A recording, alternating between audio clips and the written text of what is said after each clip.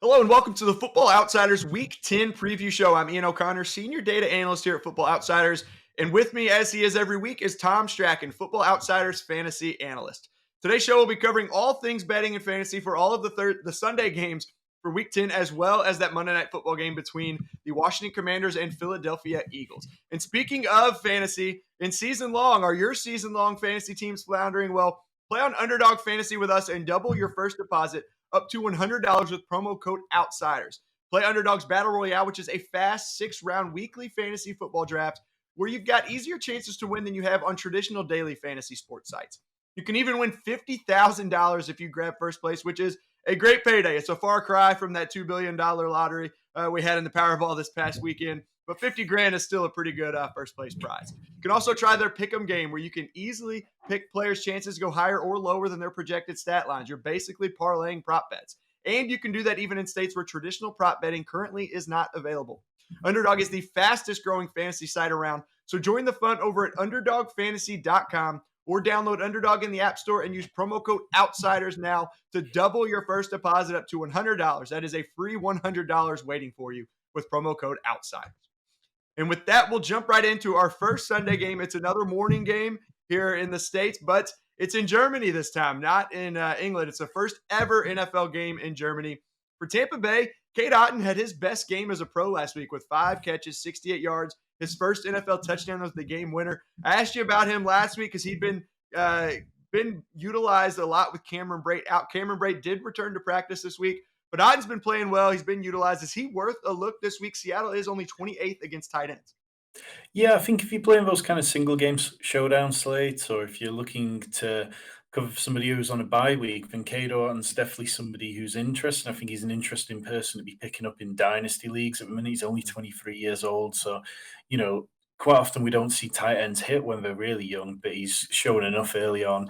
It's a little bit so he's not really seeing massive target shares. He's only had one game where he's seen over sort of 10% target share on the season, and it would be good to see that, but he has had and 6 targets in his last 3 games, so he's definitely a big part of it. I mean, he's far more involved than Kyle Rudolph, who I think played last week, and he's had multiple games in the last few weeks where he's scored over 50 yards, which at tight end, in PPR format, sometimes that's all you really need when you're struggling at the position. Yeah, get a few catches there, 50 yards. It's 8 points, which is really good in the tight end field, unless you've got Travis Kelce or Mark Andrews. But looking at that Yeah. Tampa Bay backfield, too, the Leonard Fournette's efficiency has been bad this year. The line really isn't great, but Seattle's third against the run over the last 4 weeks. Would you consider starting Rachaad White, who had a pretty big game last week and is getting more and more involved? It sounds like he could end up taking over this backfield as we get down the stretch. Yeah, and I think that's something we're definitely going to see happen. He's somebody I drafted a lot of in best ball with that mindset and going on. So I'm really hoping it does come to fruition as well. I mean, Leonard Fournette, like you said, he's not running well. He's averaging 3.3 yards per carry. He only picks up a first down on 1 in every 5 rushing attempts. Meanwhile, White's looked pretty good when he's had the ball. They've not really turned a huge amount of work over to him, but he's doing well with it. I think the biggest problem really is just this Tampa Bay offense. Like, last year, they were scoring 3.5 offensive touchdowns per game, whereas this year they're down to 1.4. So everyone in the offense isn't struggling to be fantasy viable. We see Chris Godwin survive because he's a PPR hog and he sees all those kind of volume ones. Mike Evans gets a lot of targets, but because of the nature of them, it's a little bit tougher for him, and he's only putting up like 0.3 touchdowns per game. So really, it would be great to see something give this offense a kickstart. And if that's the running game with somebody who can actually run the ball, then that would be fantastic to see White do. Yeah, I mentioned Mike Evans and Chris Godwin. You're starting them if you have them, but they combined for only 12 catches, but only 76 yards last week. So really wasn't a lot there. Cade Otton was only the big time player last week, leading the team in receiving. Scotty Miller did have 7 for 53, which we don't count on moving forward. But said Godwin and Evans are the main 2 guys there, so you've got to start them. On the Seattle side, really no questions, I think, who you're starting there. DK Metcalf, Tyler Lockett, Kenneth Walker, Geno Smith, all those guys. Bucks are only 27th against the pass, 15th against the run the last 4 games. I really like Lockett's total or prop here. Receiving line is at 61.5. Tampa Bay 22nd against wide receiver twos. Lockett has 5 catches for 63 and plus in his last 2 games. So I like him to go over that number today. Did you have anything you want to talk about on the Seattle side? Like it seems pretty straightforward. The main guys are going to start. Yeah, and just touching on that Lockett one that you mentioned, I mean, he's averaging 66 yards per game that he plays, so that feels like a pretty good one. Noah Fant seems to be, he's still being outsnapped by Will Dissly, but it seems like when Noah Fant is on the field, he does get targeted. He had 96 receiving yards last week. It's only the first time he's cleared 50 all season, though, so if you really pushed, I'd probably prefer Kador to Noah Fant personally. And then looking at this game, mentioned they're going over to Germany. Seattle 6-3. They're 2.5 point underdogs against the 4-5 Buccaneers here. That Seattle defense still playing very well. They're second in DVOA since week 6. I'm taking the points with Seattle. Seahawks win, and I like the over 44.5. You know, sometimes those London or those games overseas can be a little tough, but I like them to go over that. I think there will be a little bit more scoring. As much as the Bucs have struggled, I think they're going to have to put up some points here to keep up. Yeah, and I'm going with the Seahawks and the over as well here. It just the Bucks kind of got a little bit lucky, in my opinion, against the Rams last week. They really kind of got out of jail with that late touchdown, and I'm trusting the offense. It's been good, and I'm trusting the quarterback, who's been good throughout the season. Moves us on to Houston +5 at the New York Giants. 40.5 point total here. Now, Dameon Pierce in danger of missing this game with a chest / shoulder injury. Can't imagine Rex Burkhead is worth starting unless you're desperate, right? Yeah, I mean, it's just he's he had one game of kind of like a little bit of relevance, but generally speaking, he's not been doing very much. I think he had one rush last week for 9 yards against the Eagles. He had two targets and didn't really do an awful lot with him. So yeah, he had that huge blow up game last year which I think he got signed by the Texans on the back of it straight away after. But generally speaking, he's not somebody that I'd be desperate to play unless you're in a really, really desperate situation. I think Dameon Pierce did practice today. I think I saw it before we jumped on. Aside from that, I mean, Cooks and Nico Collins are probably okay fringe starters, but that's about as much as it gets for me on that side of things. Yeah. And on the Giants side, you can probably feel confident starting any of those top Giants you have against Houston's 30th ranked run defense. And we know that that run defense is very bad, in particular, dead last. Saquon Barkley is probably going to be a popular, if not the most popular DFS play this week, you think? Yeah, he's priced up quite a bit. He's even more expensive than Derrick Henry. He's the most expensive running back on the slate. You know, he ranks 6th amongst running backs in effective yards, and he's the RB6 in PPR scoring. Like, you know, sometimes you just want to plug in the guy who's going to really get it done. And I think the only worry is that this game just dissolves into a slow-paced game where it never really hits the ceiling that you'd be hoping for. Yeah, I may not get super high. I do like his prop line, kind of like we do it for all running backs going against the Texans. It's over 93.5. It is a lot. Miles Sanders had 93 yards last week, was only his third game over 90. We know Henry and Jacobs crushed the prior 2 weeks. Barkley only has 3 games over 83 rushing yards this year, but he's got a couple big ones, and I think he gets over 100 this week and tops that prop of 93.5. As far as the betting this one, I mentioned at the top the spread. Giants only 5-point favorites. I mean, we've got that pretty close. Their defense isn't great. The offense has been good enough. They haven't been making a lot of mistakes. What do you like on this one, looking at the spread and the total here? Yeah, pretty straightforward. Giants to cover and the under. I feel like the Texans are a real mess at the minute. Davis Mills, you know, he had a few brief moments against the Eagles last week, but he's looked so bad compared to last year, and it's kind of hard for me to have much faith in them. And I think the Giants' defense is going to give them a tough day. Yep, I'm with you there. I don't think New York has much trouble with Houston here. All their wins have been close. I like the Giants to cover, though. The defense has been good at times. In DVOA, they're not great, but they are allowing less than 20 points per game. So I lean slightly under there as well between the Giants and the Texans. Moving on to Denver, +2.5 at Tennessee. 36.5 point total here. Now, Chase Edmonds has had over a week to get integrated into this offense, is being traded to Denver. Tough matchup against Tennessee's #1 ranked rush defense in DVOA. You kind of taking a wait and see approach here before starting Edmonds? Yeah, and the problem with Edmonds was that he just looked so terrible in Miami. I mean, apart from that week 1 where he had a couple of touchdowns, he was like really down low in all the efficiency metrics. And it's kind of hard to trust him. And whilst, part of that could be on he just didn't fit the scheme in Miami, it's a crowded backfield in Denver. They weren't running the ball very well these last few weeks at times. So I think you can talk yourself into Jerry Judy or Cortland Sutton. I am particularly more interested in Greg Dulcich on that side of things. It's rare for a rookie tight end to come in and make moves straight away. But through 3 games that he played, he had 17 targets, including 4 deep targets, which were over 20 yards downfield. And he finished as a tight end 11, 7, and 9. So particularly against the Titans defense that's allowed the 13th most fantasy points to tight ends and just let Travis Kelsey run all over them. Yep.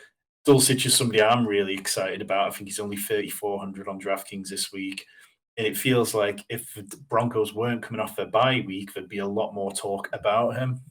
Yeah, that actually gets to the point I was going to say. He was still available when I was doing the waiver wire column this week in like only or over almost 80 or over 75% of leagues in ESPN. He was only rostered in like 36% of Yahoo leagues. And I think that was because they were on bye. A lot of people maybe looking, they needed a tight end last week or not really looking. They were looking matchup wise at who was coming up. So really good pickup there. If he's still available in your league, go get him. You mentioned Cortland Sutton, Jerry Judy. Jerry Judy's receiving line set at 49.5 yards. I do like the over there. Tennessee's only 30th against wide receiver twos. I know it's been kind of hit or miss for Judy this year and really a lot of that Denver offense, but I think that's a pretty good play there. Anyone we're starting outside of Henry on the Titans side against the league's number 2 overall defense?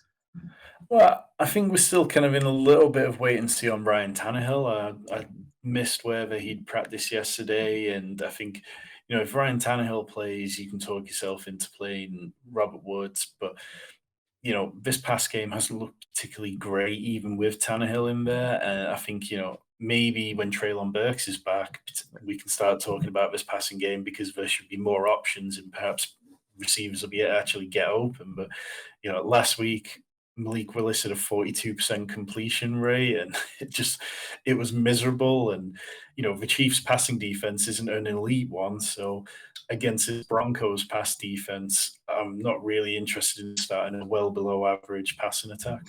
Yeah, not a lot to like on the Tennessee offensive side, but the defense is playing well. They're 9th in DVOA since the week 2 loss to Buffalo, where they gave up 41 points. Denver's number 2 on the season easily. I mentioned the 36.5 point total. That's easily the lowest total of the week. I think the next closest is 40.5 or right at 40. I think this could be something like 17-14, 2013. I actually am siding with the under on this, even at a low number, but I am going to go with the Titans to pull the upset here. I'm going with the Titans. I think I'm basing much like I ended up doing last week when I thought that the Titans would cover against the Chiefs. I was thinking that Ryan Tannehill would end up playing, and although he didn't last week, it just feels like unless there's a serious issue which we're not aware of, then at some point he's got to be coming back. And the Titans, they need to start picking up wins now after those 2 losses. Chiefs are 9.5 point favorites, got a 50.5 point total on this one. Jaguars are 11th against wide receiver ones, but only 30th defending passes in the middle of the field. Juju Smith-Schuster got a lot of work there recently. Is he one of the top targets or top plays in DFS this week going against Jacksonville? Yeah, definitely. He's probably one of my favorite plays of the week that I wrote up in my DFS column. I think it's just like, he's finished in the top 8 amongst wide receivers in PPR in his last 3 games. And, you outlined the defense. They ranked 30th against the pass in the last 4 weeks. He's established himself as that wide receiver 1 in quite a crowded receiver room. Behind him, it gets messy. You've got MVS, who leads the team in snaps. You've got McCole Hardman, who scored a touchdown last week. Sky Moore set a career high in his own snaps. And then you've got Kadarius Toney, who saw 2 targets but only on 6 routes. So it's kind of like, okay, there's a big mess behind Juju, but for the reasons you laid out, he's a smash play for me. I mean, we see the Chiefs just seem to have abandoned the run now. They seem to be getting nothing out of it, and instead they're just softening up defenses by throwing the ball short to Travis Kelsey and Juju and just marching down the field that way. So I feel really good about Juju. Aside from that, I think if you're stacking this game heavily, if you put in Patrick Mahomes and Juju in, I'm not averse to putting, additional players like MVS or Kadarius Toney or Sky Moore on there. But I'm not expecting an awful lot out of him at the same time. Yeah, and Juju's receiving line wasn't up yet before we jumped on here that I could find. I'd lean towards his over when it comes out. You mentioned the last 3 games he's been really good. He's at 88, 124, and 113, so it could be a big day there. And then you mentioned stacking the Chiefs. Now, if you are stacking Mahomes and Juju, Mahomes, Kelsey, someone like that, and you want a cheaper bring back, is Zay Jones a good choice? I know he's a popular waiver wire pickup this week and has had some decent production for most of the year, it seems like, or at least here recently.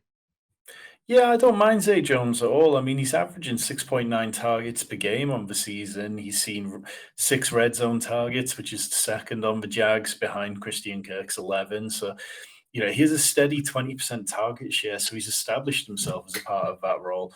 And he seems to be more consistently popping up than Marvin Jones, who, is a good player, but seems to be on the wrong side of 30 now. And not able to put up his big games. So I'd definitely be fine playing Zay Jones this week. I think, particularly if you're making those kind of chief stacks, you need to be looking at ways to get different. And he's only 4,400 this week, so you don't need an awful lot out of him to make that stack pay off. Yeah, Jaguars probably going to have to throw the ball quite a bit to keep up with Kansas City as well. So those receivers could all have some pretty good games. As we said, the cheaper option there if you don't want to go with Christian Kirk for the Jaguars.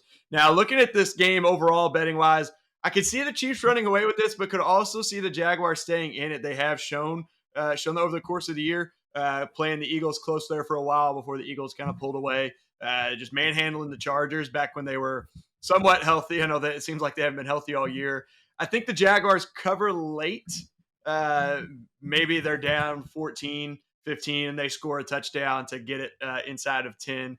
And then both teams are top 10 in pace this year. And we know how explosive that Chiefs offense is still, even without Tyreek Hill. So I think this one goes over, even at a pretty high total of 50.5. Yeah, I've gone with Kansas City to cover and then the over. I just feel like the Chiefs, they're really hitting their stride at the minute. Patrick Mahomes seems to be like, you know, he's really playing well over the last few weeks, and it just seems hard to bet against them. I think if it was in Jacksonville, I'd probably lean the other way, but on the road in Arrowhead, I just fancy the Chiefs to cover. Yeah, tough place to play, and the Chiefs definitely hitting their stride right now here, exactly halfway through the season. Moving on to a game that's got one big question mark here. We're looking Minnesota plus 3.5 at Buffalo, 43.5 point total. Really good matchup for Buffalo against just an average Minnesota defense by DVOA. But the big question here is Josh Allen, if he'll play. He was not at practice today. What are your thoughts on the receivers for Buffalo if it's Case Keenum under center? We do know it is a revenge game for Stephon Diggs against Minnesota. Yeah, and obviously Stefan Diggs has that chemistry with Case Keenum from their time together in Buffalo. So I don't feel overly worried about that. Case Keenum played 2 games last year for the Browns, and he had a 65% completion record through for, I think it was like 230 passing yards on average, and he had 3 total touchdowns. So when he did play last year, he wasn't bad by any means. I think, there was definitely a point where it felt like the Browns might be better off staying with him instead of going back to Baker Mayfield. So I'm fine with that. Stephon Diggs is 8,300, so it's quite a pricey risk to take, but those are the kind of plays sometimes that will win you tournaments. Case Keenum, I'd be surprised if he's any more than 500. Yeah, he's 5,000, which is kind of like the standard rate for backup quarterbacks. So you can build quite a nice stack with the two of them for just 1,300. Outside of him, Gabe Davis has been so boom bust this year. Yeah, he's got 1 game with more than 3 catches. He's had 4 games with less than 40 receiving yards, and then 3 games with more than 70. So he's really boom bust. But you do know that he has the potential to blow the slate open. So at a push in DFS, I don't mind him.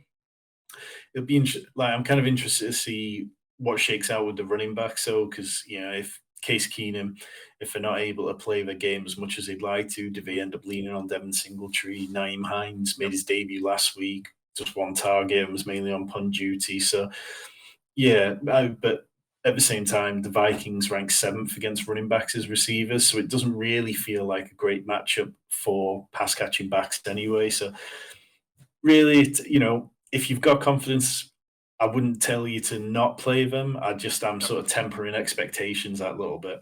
Yeah, tough to know until we get to Sunday and know if Josh Allen's going to play or not. Even then, you wonder how healthy he'll be. Obviously, probably won't be 100%. But on the other side, we saw Green Bay commit to the run against Buffalo. Aaron Jones had a big day. That game looked really good. I don't imagine Minnesota having the same game plan. They have thrown it a lot more than they have did in the past with Mike Zimmer, pass first offense. But can Dalvin Cook still have a big day for DFS purposes? You think maybe they will run it a little bit more against Buffalo?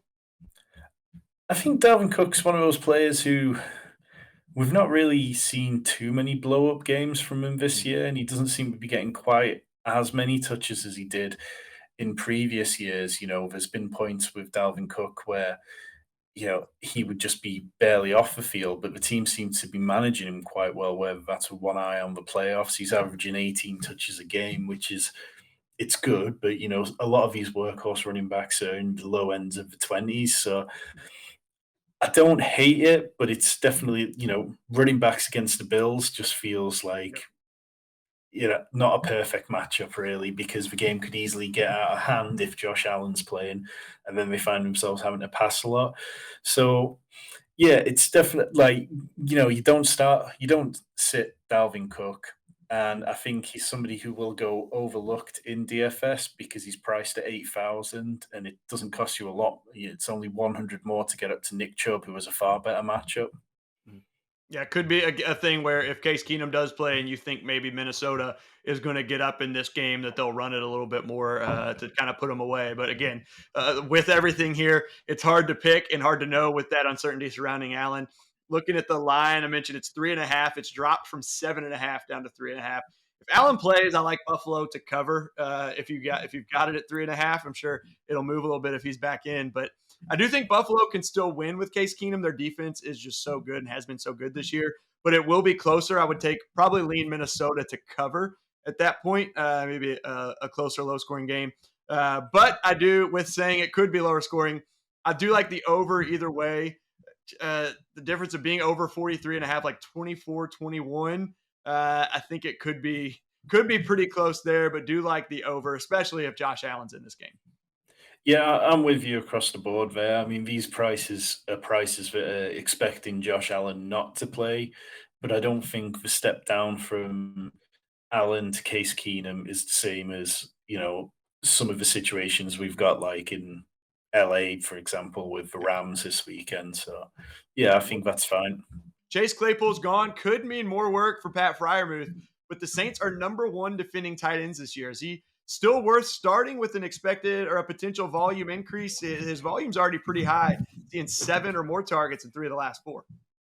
Yeah, that's it. And like basically over the last 3 games he'd played, he'd averaged 8.3 targets, which is only behind Travis Kelsey. So I think, Mike Tomlin went out of his way this week to talk up Fryman for someone who could take that role, picking up the kind of dink and dunk passes across the middle of the field.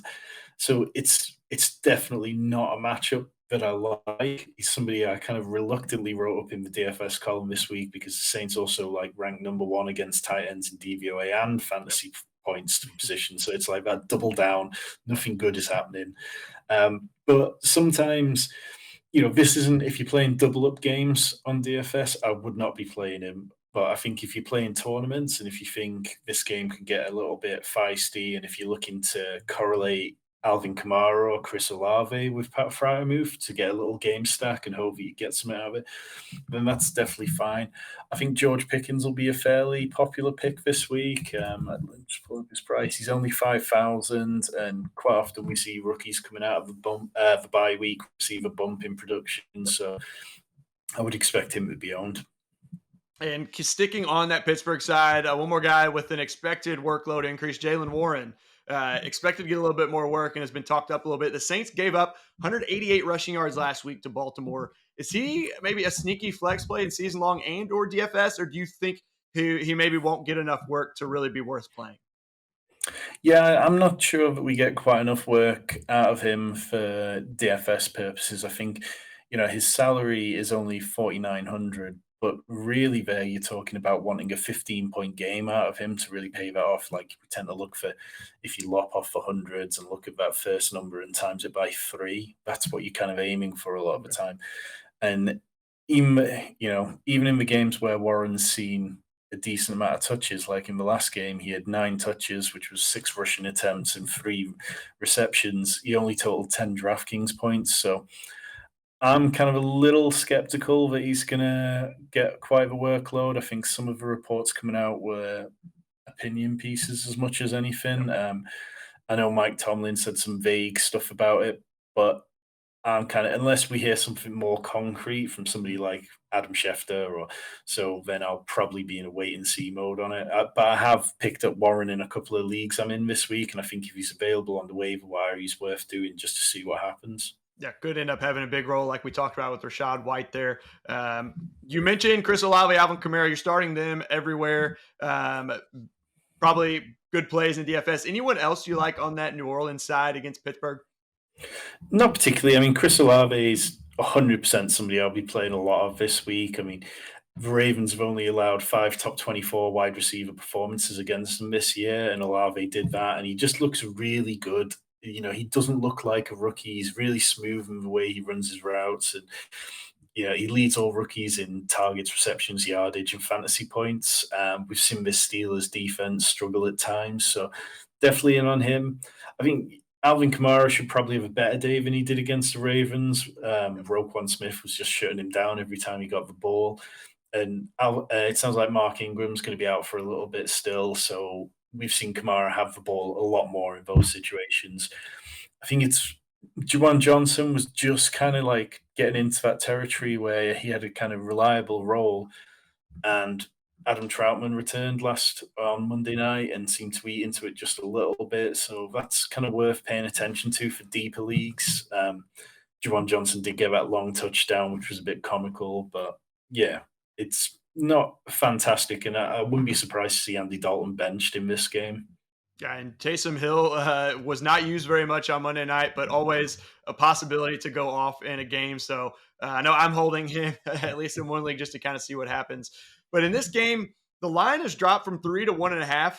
I'm not exactly sure. I haven't seen anything that indicates not any major injuries that we know of. Steelers coming out of the bye. I would have taken the Saints at -3. So I'm going to take the Saints -1.5. Pittsburgh's 30th in DVOA since Kenny Pickett became the starter. They're 31st in offense, 27th in defense, no better than 22nd in any category of passing or rushing offense or defense. Really just not a lot to like. I think there is still, as you mentioned, and we talked about, there is still some fantasy value, but betting it here, even despite some of the struggles, I think the Saints win with ease. I don't think the scoring reaches 40, though. There have been some struggles on both sides. Pittsburgh, we know that offense. And the Saints defense can be good. They haven't been great, but they can be good. So, again, I've said to say all that to say, against Saints, I'll take to cover the 1.5 and the under 40. Yeah, I'm on the opposite side of things here. I think I quite like the Steelers coming off a bye. I think, there's certain teams that just seem to. I do not have the stats to hand, but it just feels Mike Tomlin feels like the kind of manager who's going to be good off a bye week. I feel like Andy Dalton really struggled the other night. He missed some really open throws at times, and I feel like if TJ Watt's back, which is a possibility for this game, then they could absolutely get after him again. Yeah, good point. And the number I think I saw Tomlin is 11-4 coming off a bye. Obviously, all of those, or pretty much all those, with Big Ben. Kenny Pickett is not, but to your point, a very good coach has his team prepared coming out of buys. So could shock some people. Not a huge upset. Again, 1.5 point total there for the Saints. Detroit +3 at Chicago, 48 point total. Justin Fields killing it right now. Had a huge game last week. The number 1 quarterback in fantasy, in for another big game. Is he maybe the top quarterback play in DFS this week? I think he'll probably be the most popular play. I think his price has jumped up by $900 up to $6,500 this week, and it's hard not to see people just absolutely loading him in for both tournament games and double ups. Everything he's been doing, I mean, like over the last 3 weeks, he's scored 20 points more than any other quarterback in that period. And he just looks like a completely different player to the one that we saw early on in the season. So, yeah, I'm completely fine with him. I think you can look at stacking him with Darnell Mooney. Cole Kmet's been in reasonable form with, I think 3 touchdowns in the last couple of games. And then Chase Claypool will be somebody who probably proves popular. He had 6 targets and a rushing attempt despite playing only 35% of snaps. We see quite often with these kind of trades, we see players get targeted early on, and Claypool was targeted on 2 of Fields' first 4 passing attempts. So, we've talked about how bad this Lions defense is against the pass. They're ranked 31st in DVOA against wide receiver 2s. So I think that's probably where you could put Claypool into it a minute, and I'd be completely fine playing any of them. I Yeah, think the running backs, it's going to be interesting to see how that kind of shakes out of a minute. If I had to pick one, I'd probably lean towards Khalil Herbert. Like last week, neither of it. I mean, in a day where Justin Fields went for 178 rushing yards, Khalil Herbert and David Montgomery combined for less than 8 PPR points on 21 rushing attempts. So it was really striking. But I do feel like Herbert's been consistently the more explosive of the two. They're priced back to back at the minute. So David Montgomery 6,000, Khalil Herbert's 5,900. And I would just lean towards the idea that not many people are probably going to play them because they're very similar in price. They both had workloads similar at times. And yeah, if I'm chasing tournaments and the big win, I feel like Herbert could unlock that. And you mentioned Cole Kmet. He scored 3 touchdowns last week, had a season high in targets and catches, plus had 2. Lions only 24th against tight ends, and they gave up 9 catches for 89 yards on 10 targets to the Green Bay's trio of tight ends last week. Even Mercedes Lewis got in on the action there. So it could be a good play this week and kind of coming on here lately. For Detroit, if you're looking at their receivers, both Tyreek Hill and Jalen Waddle, again, had big days against Chicago. The Bears are only 28th against wide receiver ones. This seems like a huge bounce back spot for Amon-Ra St. Brown, who hasn't gotten as many touchdowns here lately, but is still getting the work, right? Yeah, that's it. I mean, like last week, he set a season high in target share with 37%, which is just huge. Like, a lot of these wide receivers, we talk about 20%, but like, yeah, it just, there's not an awful lot there at the minute. Swift's banged up, Hawkinson's gone. DJ Chark's on IR. Josh Reynolds seems to be banged up all the time. So it's basically Amon-Ra St. Brown and Khalif Raymond, and then people whose names you're going to struggle to come up with. Chicago ranked 28th against wide receiver ones, 26 in pass against the pass over the last 4 weeks. So I would expect Amon-Ra to be very popular. I don't have a problem with anyone playing him in DFS this week. I'll probably play him in cash games where you can really bank on that volume, and hopefully we get one of those big 30-point games out of him again. Yeah, his receiving yards set at 67.5. He's got 55 and 69 in the last 2 games. And again, he's just going to get all the work, get peppered with targets. And the Bears gave up a lot to Tyreek Hill and Jalen Waddle last week. So I think that's a pretty good one for him to go over 67.5. Looking at the betting side of this, what do you think with the Bears 3-point favorites? Doesn't happen often, and hit a 48-point total. Yeah, I'm going with the home team, the Bears. Just this Lions team haven't been a good team. I think they've done slightly better on the road. I might be wrong there, but I'm going with Chicago, and I'm going with the over. I'm being optimistic that this is another one of those games that's great for DFS and hopefully returns a lot of points. Yep, I think I'm 100% agree with you there. Taking Chicago, they're 9th in offense over the last 3 weeks, averaging over 31 points per game.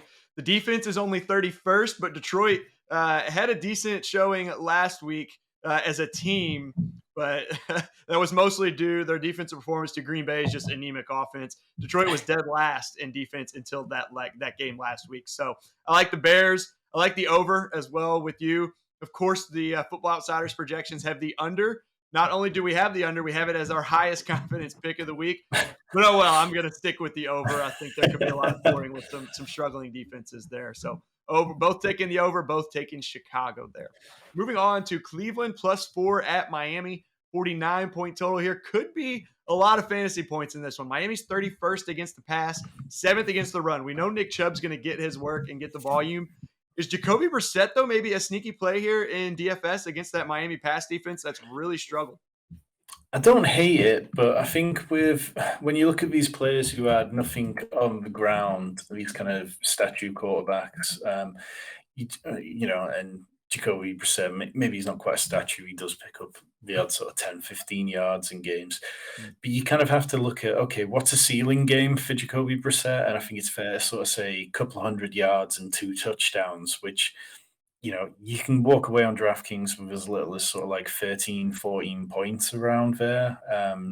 So really, he's had one game all year where he's gone over 20 DK points. So I feel like you can get access to the points in this game without needing to take him. Instead, you can use, that salary to look towards a quarterback who's kind of similar. So in that range, you've got Trevor Lawrence, you've got not much more expensive is Jared Goff, even, who at least, because of the defense there, we see Yep. the Lions getting there a little more shootouts. So, yeah, I think on the Cleveland side of things, Nick Chubb, definitely a smash play. Miami ranks seventh against the rush, but they've not met Nick Chubb.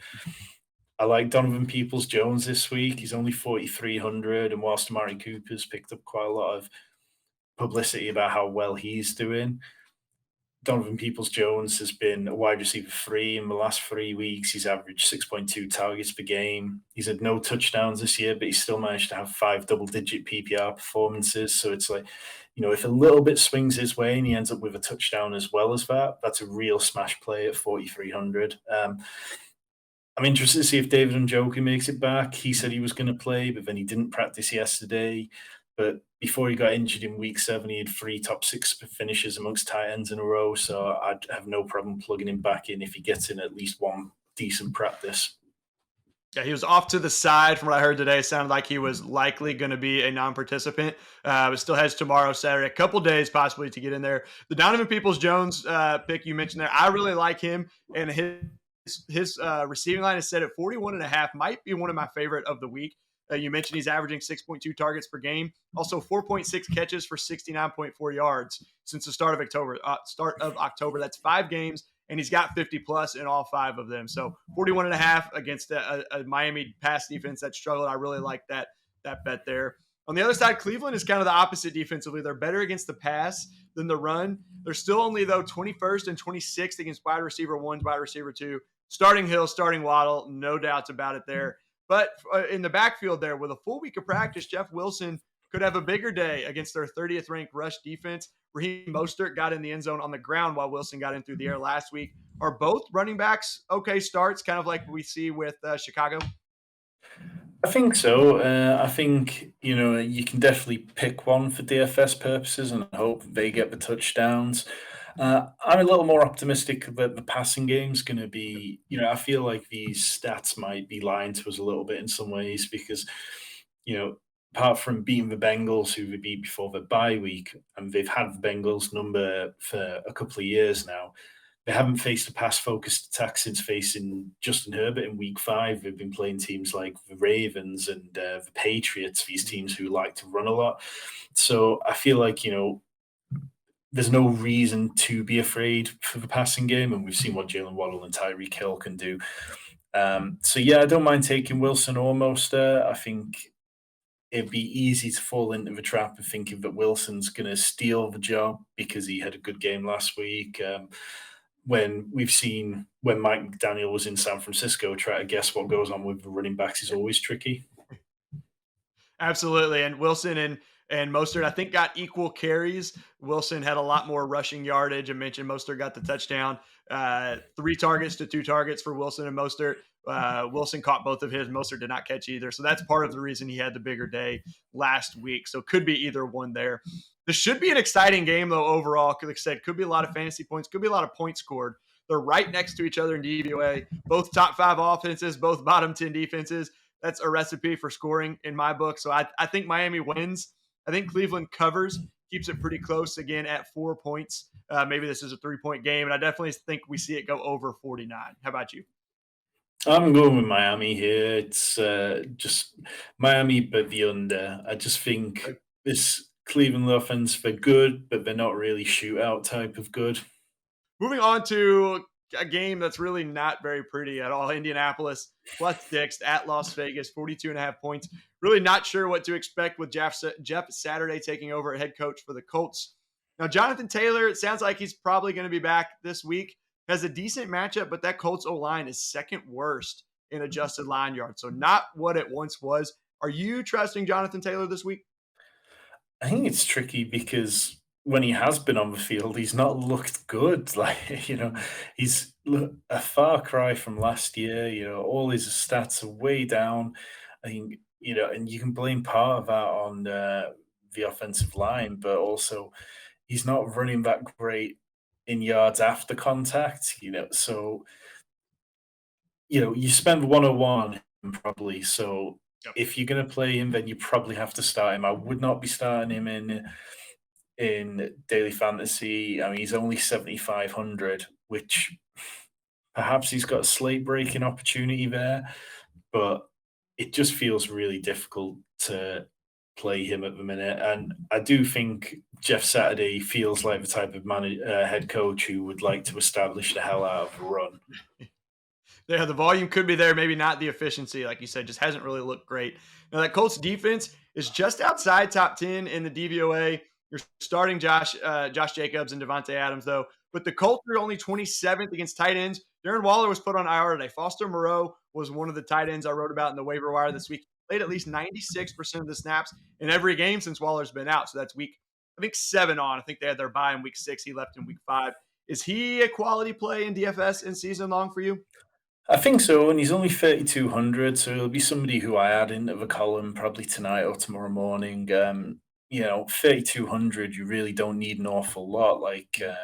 Yeah, he had 5 targets last week, 9 the week before, 5 the week before that.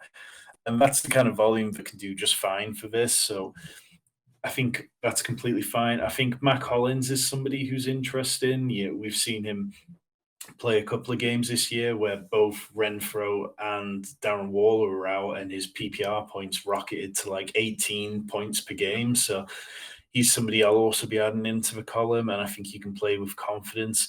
I just worry about this game actually being competitive and having enough points in it to make it worth playing heavily.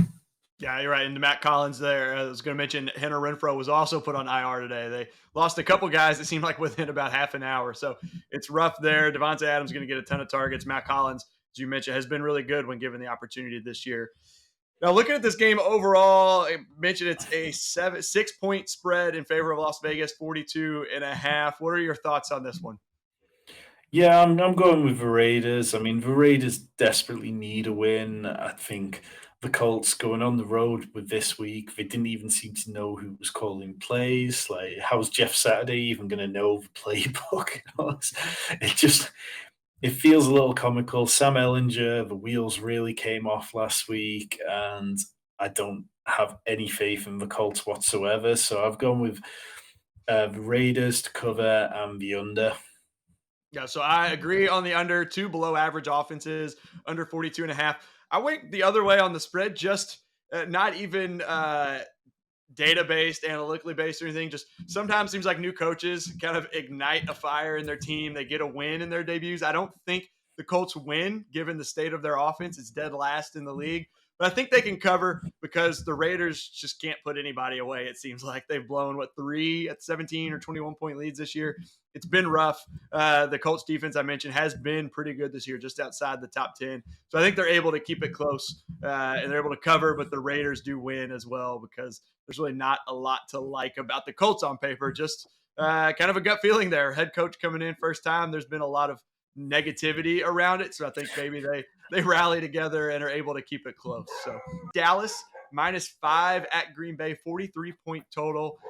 Man, this Green Bay offense could really struggle if they haven't already against Dallas's #1 defense in DVOA. They're top 10 against the rush and the pass, top 11 against all receiving players except tight end, where they're 17th, still fairly average. Can we feel confident even starting guys like Aaron Jones and Allen Lazard in this game? No, I don't think we can. I mean, Aaron Jones is coming off kind of an injury, and if he misses out, AJ Dillon's been really bad. Like Aaron Jones ranks third in rushing DYAR, whilst Dillon ranks 25th. He's failed to find the end zone since week 1, despite having leading the team in red zone rushing attempts with 11. So Alan Lazard, I kind of do feel fine about. He's got 14 PPR points on average in games this season. He's had 4 top 24 finishes, and his role does seem to be kind of fine. But even then, I really worry for Green Bay in this game. It doesn't feel like it's going to be a friendly one for him. I agree. Unfortunately, it's going to be a tough one to watch. Now on the Dallas side, Tony Pollard may get another start this week. Zeke's still dealing with that MCL injury. Green Bay's 31st against the run in DVOA. last time he played, he broke the slate. I think he could do it again this week, couldn't he? Yeah, he's gone up in price. So last time he was it was only 6,100, and he returned 36 points. And if you didn't have Tony Pollard, it didn't really matter what you were doing; you weren't making a lot of money. But this week he's up to 6,500. Zeke's down at 6,000. So if Zeke does play, if he's healthy, it's kind of tricky to play either of them because it's not like you're getting a discount on Pollard. Uh, if Zeke doesn't play, I will play some Pollard. I just have concerns that this is going to be a very slow game and not a lot of points in it. Yeah, and I mentioned that Packers offense may get embarrassed by Micah Parsons and company. Green Bay defense has been pretty good since the loss to the Giants 11th over that span. The money's on the Green Bay spread, 54% for the Packers, 80% of the money on the Packers money line as of this morning on Vegas Insider. I don't agree with the money line. I think the Cowboys win. I think Green Bay can cover this one, 5 points. The defense maybe can keep it close because again they've got some injuries, but they've been pretty good lately. Over half the bets, most of the money are on the over. So are our projections. So I'll go with the over too. So I'll say Packers find a way to cover. Cowboys win. They're at home, or the Packers are at home, so they find a way to cover. Cowboys win, and the over for me. Um, I take no pleasure in it, but I'm going with the Dallas side of things. I just feel like this Dallas team is somebody who a lot of people in the media respect, and they're very high in power rankings, and a lot of people in the public are kind of like, well, why are they so high? I don't think this much of them, and I think this is the game where Dallas's defense really shows the country and the world kind of just how dominant they can be. I've gone with the under, but if I'm wrong, then it'll turn into a very good, entertaining game, which would be great. Absolutely, and this one will be on TV, so I believe so. Hopefully, it is entertaining. And again, I could definitely see the Packers just getting blown out in this one, so hopefully not. Arizona plus 1.5 at the Rams, 41-point total. Colt McCoy had a couple good games last year in 3 starts, went 2-1. John Wolford had 1 start in 2020 against Arizona. They won 18-7, but he wasn't great. Looking at the receivers in this one, Arizona's top 6 against wide receiver 1 and wide receiver 2. Ben Skoranek was the leading receiver in week 3 against Arizona. Is he maybe kind of a sneaky flex play there at a low price if you're looking for someone cheap?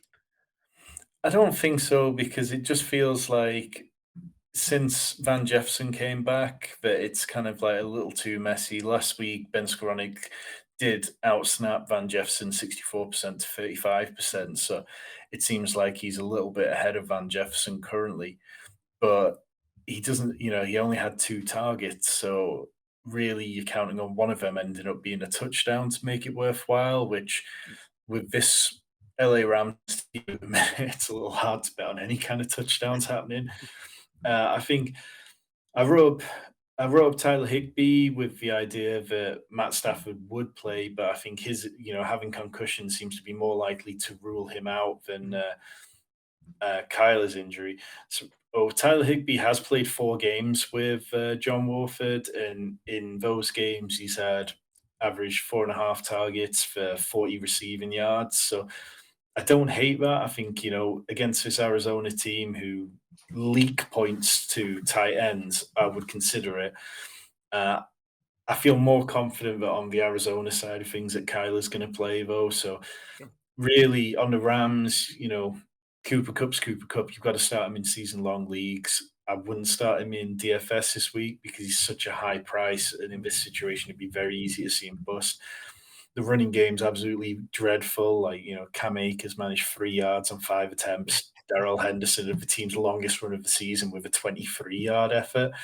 So really, Higbee and Cup are probably the only 2 players that I would consider playing this week. Yeah, in that backfield, Kyron Williams could be back playing his first game this week, but I think you've got to take a wait and see approach with him, just the way that backfield has been. You mentioned more optimistic. Kyler Murray is going to play ahead on anything here. Basically, for you, just open-ended question: anything on the Arizona side that you like or maybe dislike?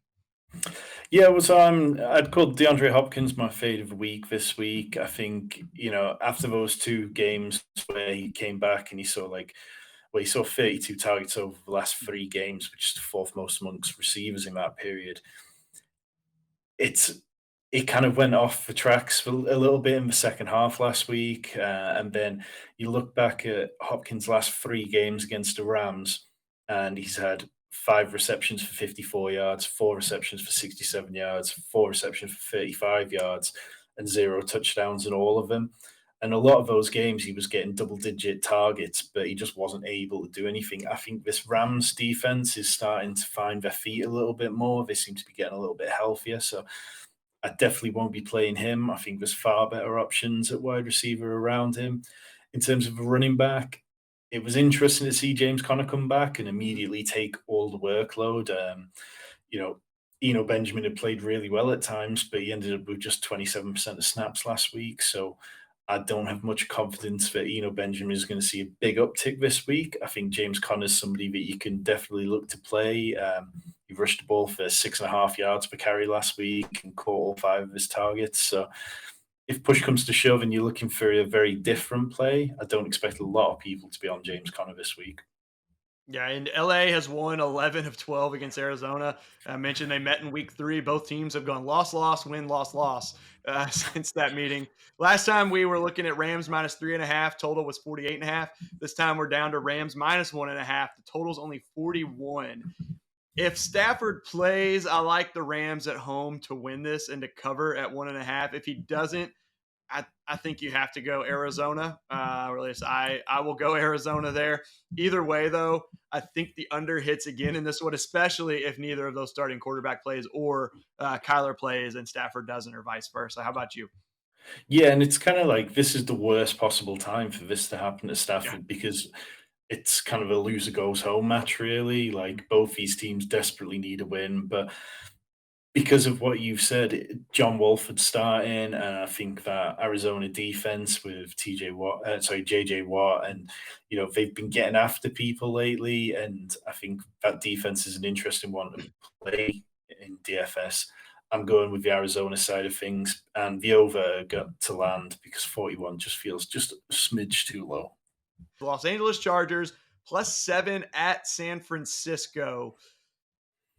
Justin Herbert struggled without not Josh Allen, without Keenan Allen and Mike Williams last week. He has one top 12 QB finish over the last 4 games, and that one was a QB8 finish where he was saved by a late meaningless touchdown to Austin Eckler in that loss to Seattle. So most people probably have to start him in season long unless you were able to pick up someone earlier in the season as a replacement.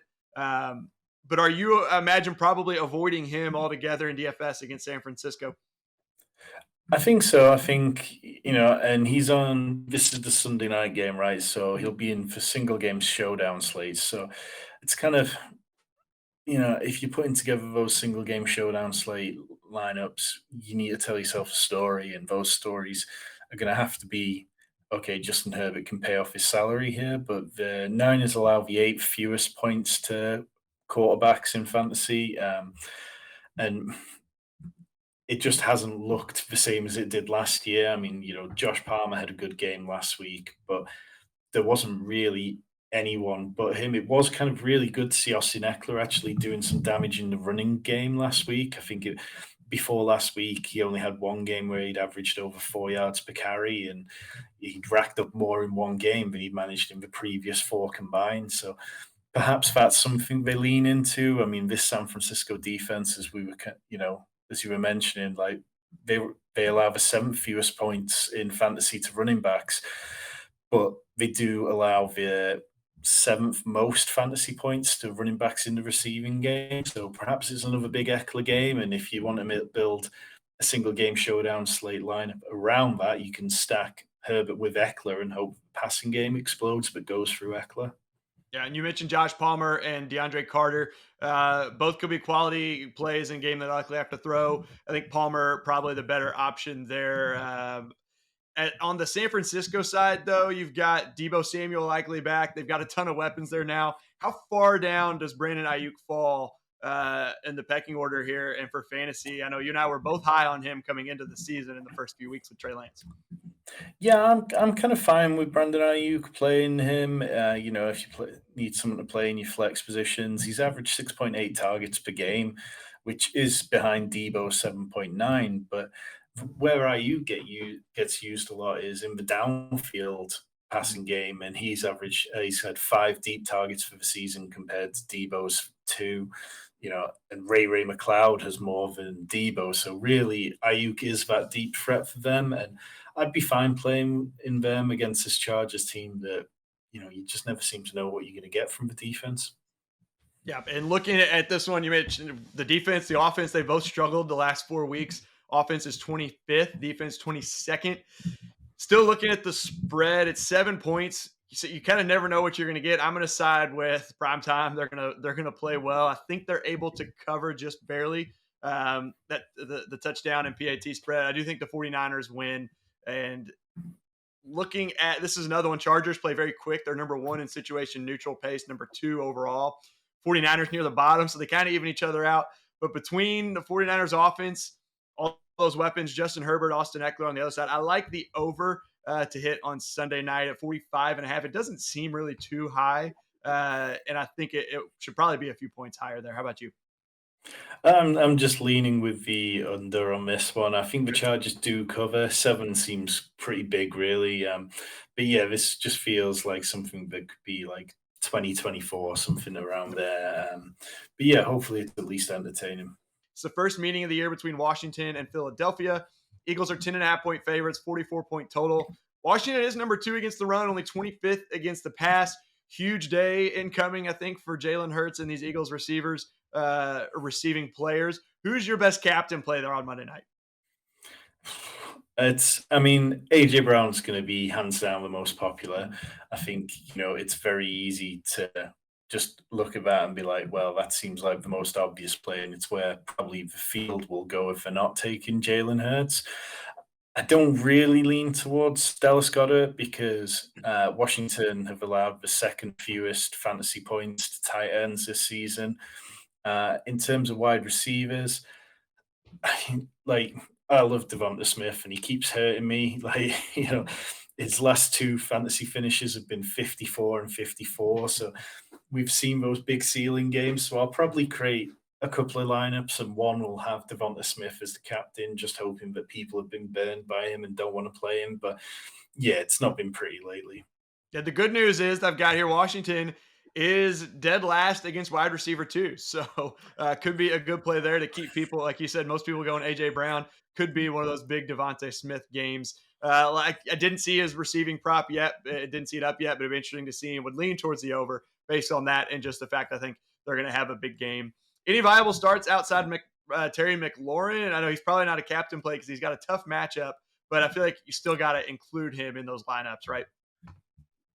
Yeah, definitely. And I think, we've seen Taylor Heineke's been pretty good for Terry McLaurin. I mean, Taylor Heineke does lead the NFL in turnover worthy play rate at 8%, but we've seen McLaurin have these big blow up games that he wasn't necessarily having with Carson Wentz because Carson Wentz was just chucking down to Curtis Samuel so often. I think if you're looking to start one of the running backs, the only one I'd consider is Antonio Gibson. Brian Robinson hasn't looked particularly great. Antonio Gibson is the only one of the 2 running backs to average more than 4 yards per carry in a game.